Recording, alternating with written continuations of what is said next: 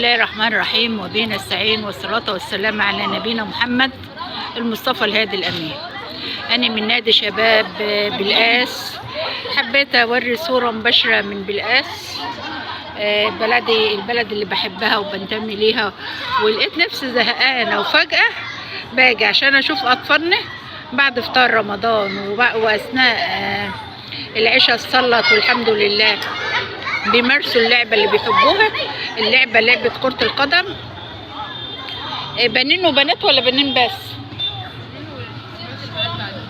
بنين، والبنات الفترة التانية هو عملوا العكس، مش عارفة ليه.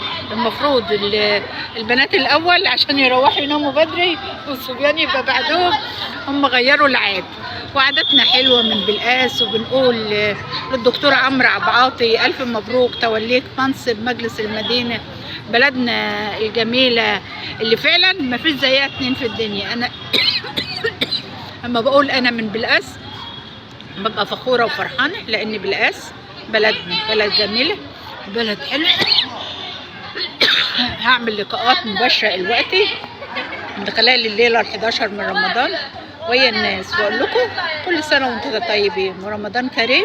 والكورة لعبة الشاطر والمغلوب، وأهلا بكم في بلدنا الجميلة بلقاس.